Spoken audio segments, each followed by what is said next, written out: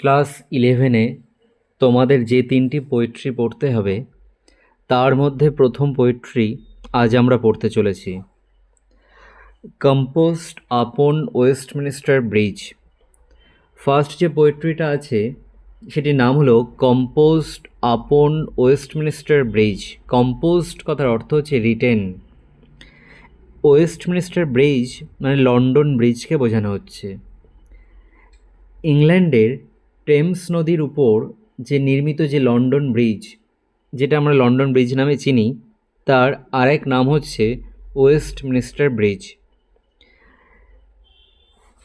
বলছে এই পোয়েমটি লিখেছিলেন উইলিয়াম ওয়ার্ডসওর্থ সেপ্টেম্বর 3, 1802, অর্থাৎ 1802 সালের 3রা সেপ্টেম্বর এটা লেখা হয়েছিল। কিন্তু এখানে একটা কন্ট্রোভার্সি আছে। কেউ কেউ বলেন যে এই পোয়েমটা লেখা হয়েছিল 31 জুলাই 1802, অর্থাৎ 1802 সালে 31 জুলাই। আর এই সেপ্টেম্বর 3 অ্যাকচুয়ালি এটা হয়তো সেপ্টেম্বর 3 তারিখে পাবলিশ করা হয়েছিল। আবার কেউ বলেন সেপ্টেম্বর 3 তারিখে উইলিয়াম ওয়ার্ডসওর্থ যেখানে গিয়েছিলেন সেখান থেকে ফিরছিলেন, তারই ফেরার ডেটটাও সেপ্টেম্বর 3 তারিখ। দেখো, এই কম্পোজড আপন ওয়েস্টমিনিস্টার ব্রিজ এটি কিন্তু একটি সনেট। এর আগে একটি ভিডিওতে আমি সেখানে সনেট সম্পর্কে আলোচনা করেছি। সনেট হচ্ছে 14 লাইন্সের একটা কবিতা। এই সনেটের মধ্যে যে ফার্স্ট 14 লাইন্সের মধ্যে ফার্স্ট 8 লাইন আছে, ফার্স্ট 8 লাইনকে বলা হয় অক্টেভ, আর লাস্ট যে 6 লাইন্স আছে 6 লাইনকে বলা হয় সেস্টেট, SESTET, সেস্টেট। এবার এই সনেট দুই রকম হয়। একটা হচ্ছে শেক্সপিয়ারিয়ান সনেট, যিনি শেক্সপিয়ার যে প্যাটার্নে সনেট লেখেন সেটা বলা হয় শেক্সপিয়ারিয়ান সনেট। আর আরেকটা হচ্ছে পেট্রাকন। পেট্রাকন, PETRARCHAN, পেট্রাকন সনেট। ফ্রান্সিসকো পেট্রাক একজন পোয়েট ছিলেন, ইটালিয়ান পোয়েট। ইনি যে প্যাটার্নের সনেট লেখেন তাকে বলে পেট্রাকন সনেট।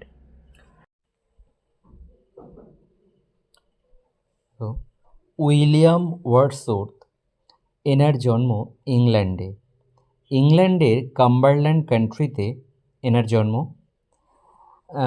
ইনি জন্মগ্রহণ করেছিলেন 1770, অর্থাৎ 1770 খ্রিস্টাব্দে। আর ইনি মারা গিয়েছিলেন 1850, অর্থাৎ 1850 খ্রিস্টাব্দে তিনি মারা গিয়েছিলেন। উইলিয়াম ওয়ার্ডসওর্থ ইনি ছিলেন একজন রোম্যান্টিক পোয়েট। রোম্যান্টিক পোয়েট মানে হচ্ছে যারা নেচারকে নিয়ে লেখেন তাদেরকে বলা হয় রোম্যান্টিক পোয়েট। তিনি ইংল্যান্ডের সেই সময়ের one of the greatest romantic poet ছিলেন তার সময়ের। দেখো, এই কম্পোজড আপন ওয়েস্টমিনিস্টার ব্রিজ এই পোয়েমটি আমরা তাহলে চলো পড়া শুরু করি। মনে রাখবে অবশ্যই যে এটি কিন্তু একটা সনেট এবং পেট্রাকন সনেট। দেখো, আর্থ has not anything to show more fair. তিনি সেই সময়ের সকালের সৌন্দর্যটাকে দেখে তার এটাই মনে হয়েছে যে পৃথিবীর এর থেকে আরও বেশি সৌন্দর্য প্রদর্শন করার মতো পৃথিবীর আর কিছুই নেই। সেইটাই হচ্ছে পৃথিবীর সবচেয়ে বেশি সৌন্দর্য দৃশ্য তার মনে হয়েছিল। তাই বলছে আর্থ has not anything to show more fair. পৃথিবীর আর কিছু নেই এর থেকে বেশি সৌন্দর্য প্রদর্শন করার। অর্থাৎ লন্ডন শহরে যে সৌন্দর্য তিনি দেখেছিলেন ওয়েস্টমিনিস্টার ব্রিজ থেকে, সেই সৌন্দর্যটাই তার কাছে শ্রেষ্ঠ সৌন্দর্য বলে মনে হয়েছিল। Dull would he be of soul who could pass by. বলছে এটাকে আমরা সাজাই he would be dull of soul, মানে সে হবে বা তার হৃদয়টা হবে অনুভূতি শূন্য। এখানে ডাল কথার অর্থ অনুভূতিহীন বা হৃদয়হীন। হবে হু উড পাস বাই, যে এগুলোকে উপেক্ষা করে পাশ দিয়ে চলে যাবে। তাহলে এমন কেউ যে এই লন্ডন ব্রিজের উপর দিয়ে সেই সময় যাওয়ার সময় এই সৌন্দর্যটাকে উপেক্ষা করে চলে যাবে, তার অন্তরটা বা তার আত্মাটা সেটা কিন্তু হবে অনুভূতিহীন, এরকম একজন ব্যক্তি। A sight so touching in its majesty, বলছে একটা দৃশ্য এতটাই মর্মস্পর্শী তার নিজের মহিমায় বা নিজের সৌন্দর্যে। ম্যাজেস্টি কথার অর্থ মহিমা বা আপন সৌন্দর্য। বলছে এমন একটা দৃশ্য তিনি দেখলেন যেটা এতটাই মর্মস্পর্শী তার নিজের সৌন্দর্যে। দিস সিটি নাও ডথ, এই DOTH ডথ হচ্ছে একটা archaic word, Italian archaic word. Doth means হচ্ছে ডাস, DOES। বলছে this city now doth like a garment wear the beauty of the morning. বলছে এই শহরটা পরিধান করে লাইক এ গার্মেন্ট মানে পোশাকের মতোই, the beauty of the morning সকালের সৌন্দর্যটা, অর্থাৎ সকালের সৌন্দর্যটা যেন এই পুরো লন্ডন শহরটা একটা পোশাকের মতো পরিধান করে আছে।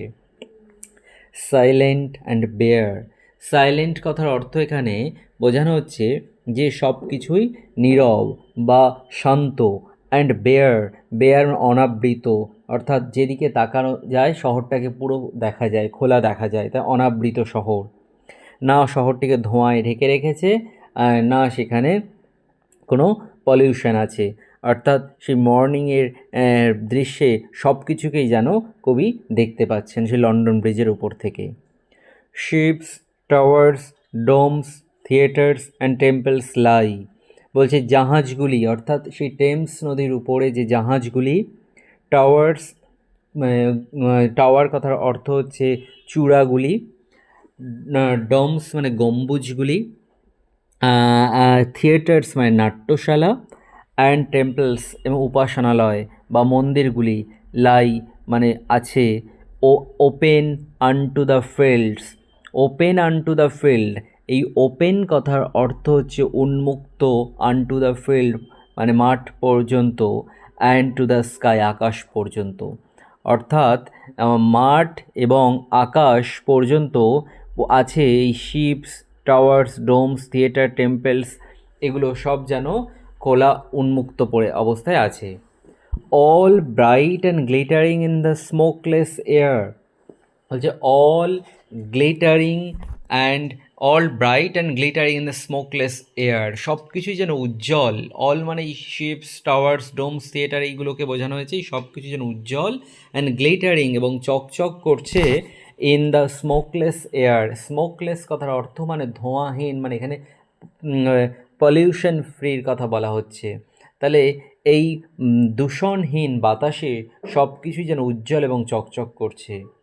Never did sun more beautifully step in his first splendour valley, rock and hill, বলছে never did sun more beautifully steep in his first splendour, splendour কথার অর্থ হচ্ছে কিরণের ছটা, তার কিরণ, সূর্যের কিরণ। বলছে যে সূর্য কখনোই এর থেকে বেশি সুন্দর করে ভ্যালি মানে উপত্যকা, রক মানে পর্বত, হিল মানে পাহাড়, তাহলে এই পাহাড়, পর্বত, উপত্যকা এইগুলোকে এই যে STEEP, স্টিপ কথার অর্থ হচ্ছে পরিস্নাত করা বা কোনো কিছুকে উদ্ভাসিত করা। তাই বলছে সূর্য কখনো এর থেকে সুন্দরভাবে আর পাহাড়, উপত্যকা, পর্বত এবং পাহাড়কে উদ্ভাসিত করেনি বা পরিস্নাত করেনি, অর্থাৎ সূর্যের আলোয়, সূর্যের প্রথম আলোয় বা প্রথম কিরণে এগুলো যেন উদ্ভাসিত হয়েছিল। Never saw I never felt a calm so deep, বলছে নেভার স আই, আমি কখনোই এরকম দেখিনি, নেভার ফেল্ট কখনোই উপলব্ধ করিনি, এ কাম সো ডিপ এতটা গভীর স্নিগ্ধতা বা শান্ত পরিবেশ। The river glideth at his own sweet will, the river glideth, glide মানে আমরা জানি আপন গতিতে বয়ে চলা, গ্লাইডেথ এটা পোয়েটিক ওয়ার্ড, এটাও একটা archaic word. The river glideth at his own sweet will, নদী যেন ধাবিত বা বয়ে চলেছে তার নিজের ইচ্ছাতেই। ডিয়ার গড, হে ঈশ্বর, the very houses SIM asleep, এই বাড়িঘরগুলি বা এই সারি সারি বাড়িগুলো যেগুলো তিনি দেখতে পাচ্ছেন লন্ডন শহরে, এই বাড়িগুলোকে সিম অ্যাসলিপ, ঘুমন্ত মনে হচ্ছে, কেউ এখনও ওঠেনি।